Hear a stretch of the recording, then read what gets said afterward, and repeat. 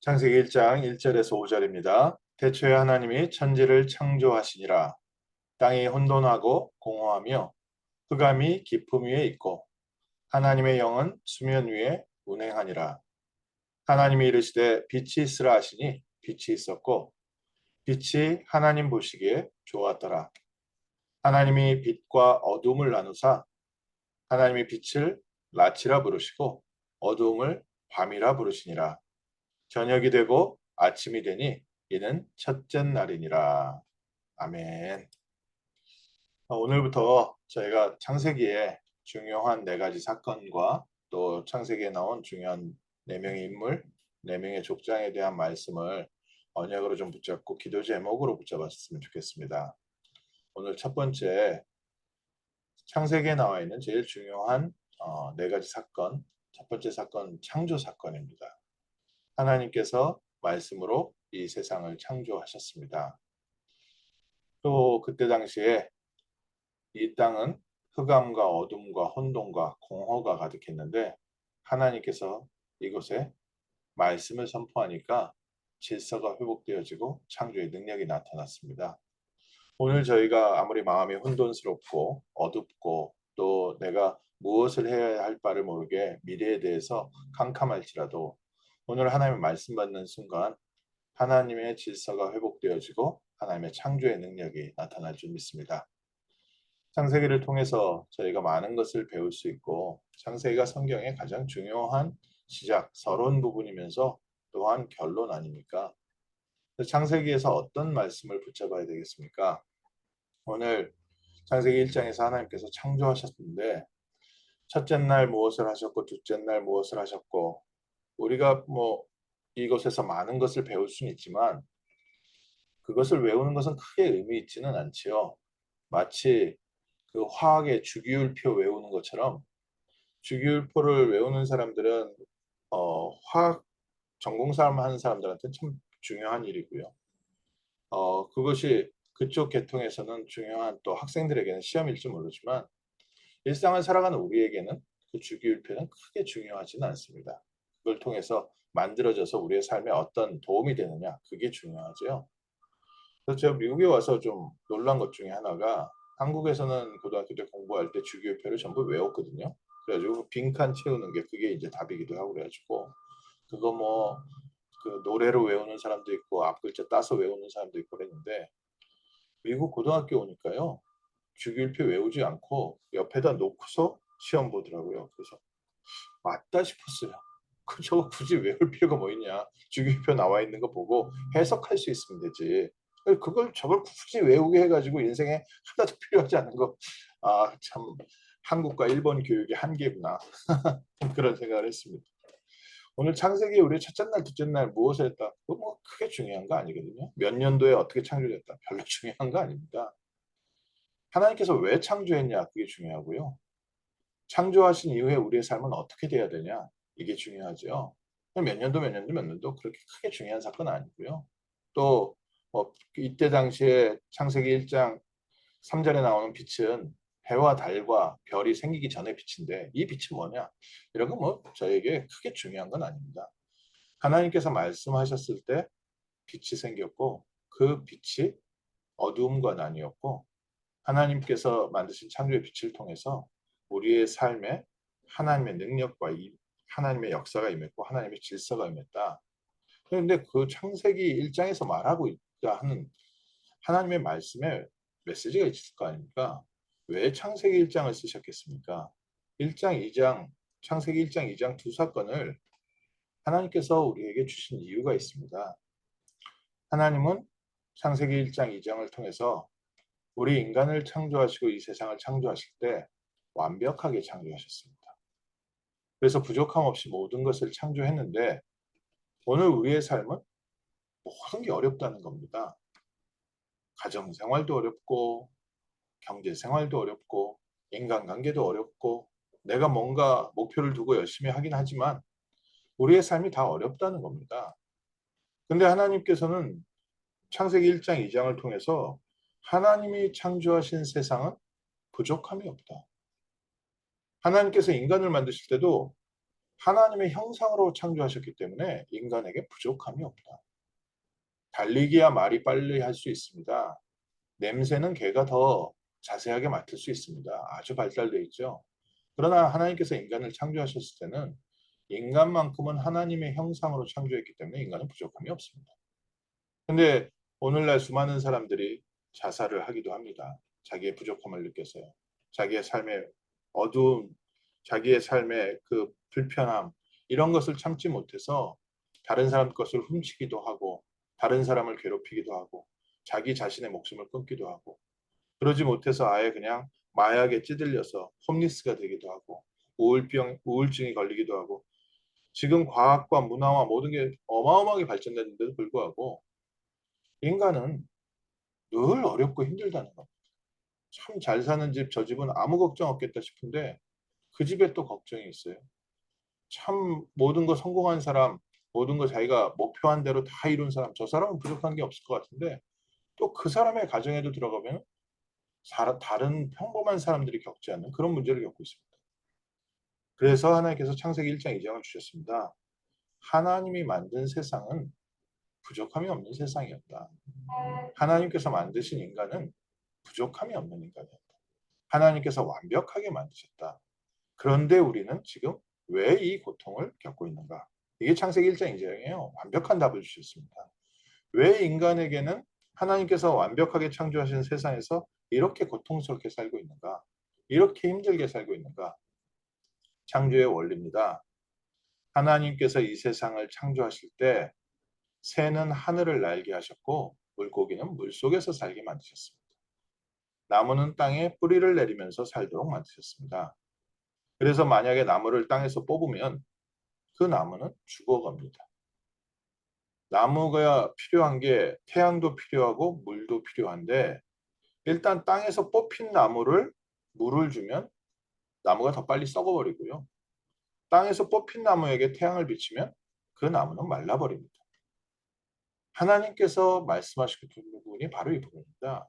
물고기가 물속에서 살아야 되는데 물 밖에 나왔을 때 아무리 많은 먹이를 줘도 소용없습니다.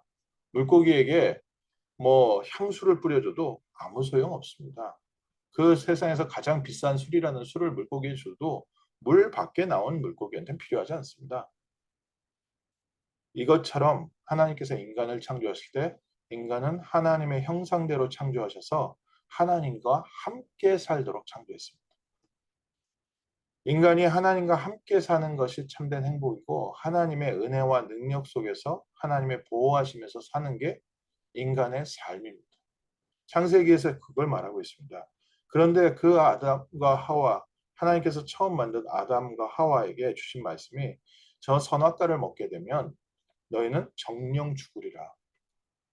아담과 하와가 이 언약을 놓치고 하나님을 떠나서 내일 할 타락 사건인데 모든 인간이 지금 어떻게 살고 있습니까? 하나님을 떠나서 자기의 노력과 자기의 열심으로 살고 있습니다. 그래서 이 세상에는 문제가 많이 있습니다.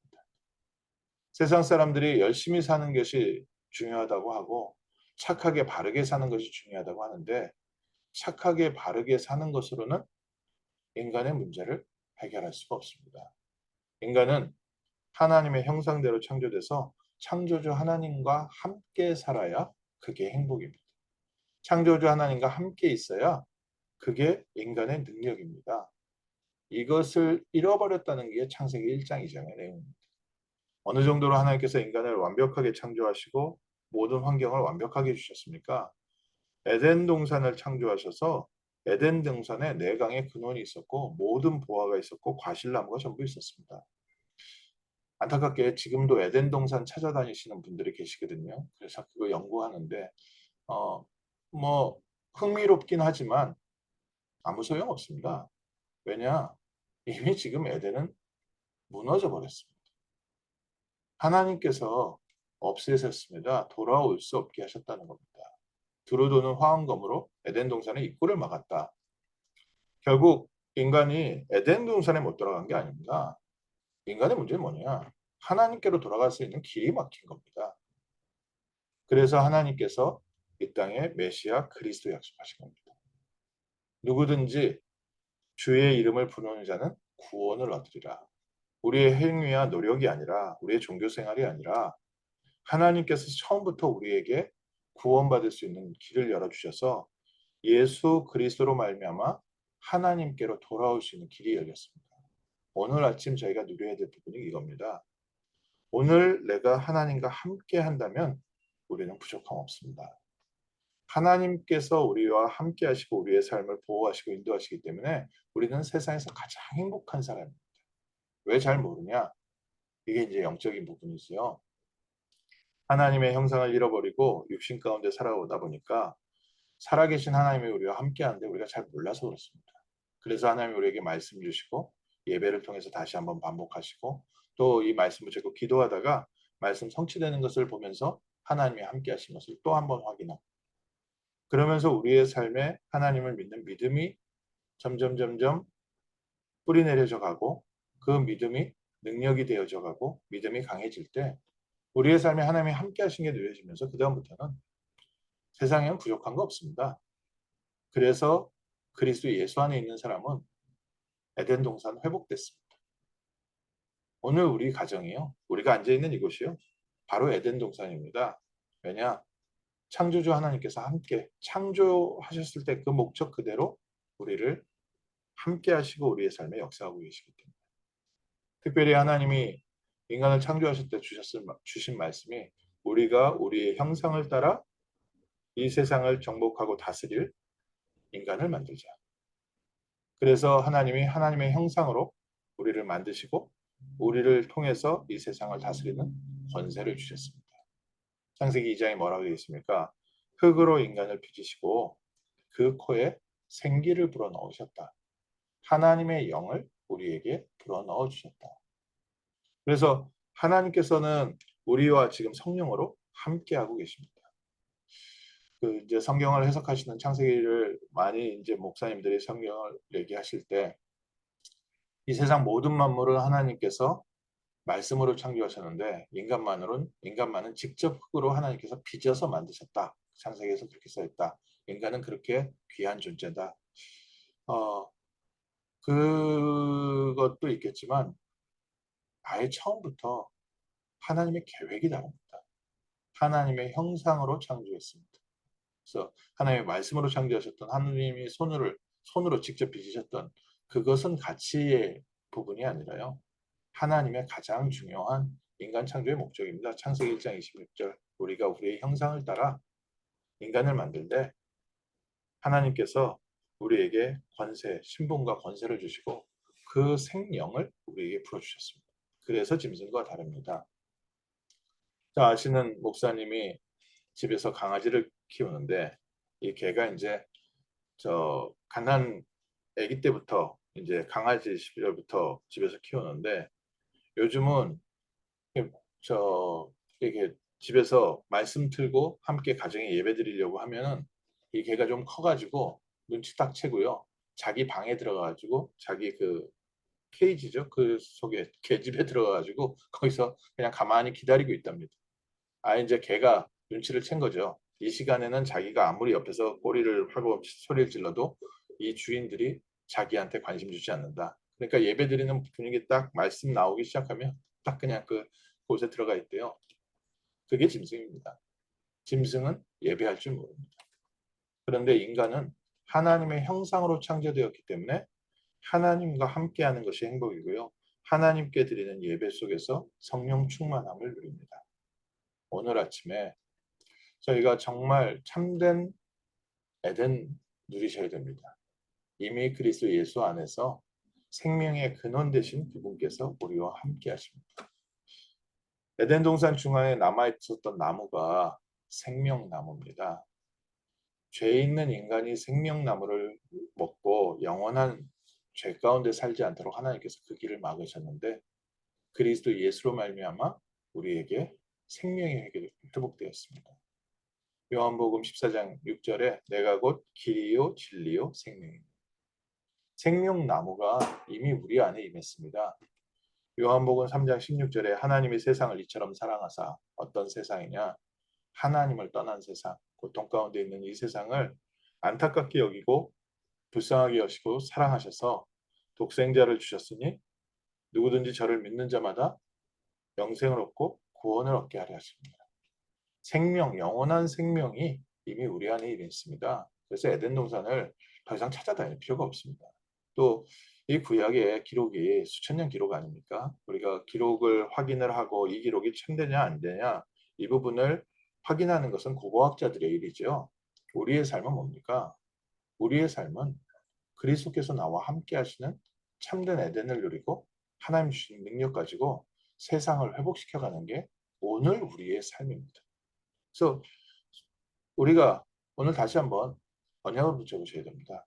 우리에게는 하나님의 형상이 회복되었고 우리에게는 하나님 자녀의 신분이 회복되었고 우리에게는 하나님의 능력이 회복되었고 우리의 삶에는 에덴 동산이 회복되었습니다.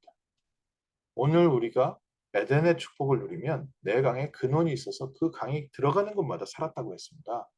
오늘 아침에 우리가 이 에덴의 축복을 회복하고 하나님 자녀의 신분과 권세를 회복할 때 우리 가족과 우리 자녀들이 살아나는 겁니다.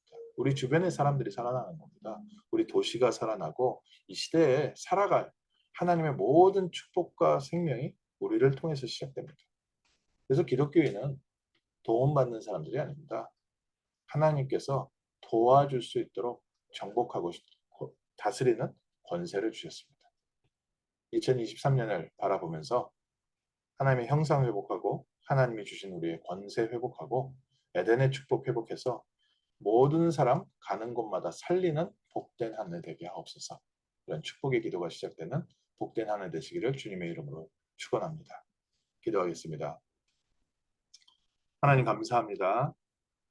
하나님께서 원래 만드신 이 땅과 하나님의 사랑하는 하나님의 형상 가진 인간의 모습을 오늘 우리에게 회복시켜 주심을 감사합니다. 하나님 자녀의 신분을 회복하게 하시고 하나님과 함께하는 하나님께서 우리와 함께하는 참 행복을 누리게 하시며 창조의 능력으로 또 부활의 능력으로 우리의 삶에 가는 곳마다 흑암과 혼돈과 공허가 떠나가고 질서가 회복되어지며 하나님의 능력이 회복되어지게 하시고 에덴 동산에서 시작된 모든 강이 가는 모든 지역을 살렸던 것처럼 오늘 이 시간 저희가 누리는 이 성령 충만함과 이 힘을 가지고 우리 가정이 살고 자녀들이 살고 우리 주변의 모든 사람들이 살고 우리 지역을 살리고 세계를 살리고 세상을 살리는 특별히 우리 후대들을 살리는 복된 날 되게 하옵소서. 주 예수 그리스도 이름으로 기도합니다. 아멘.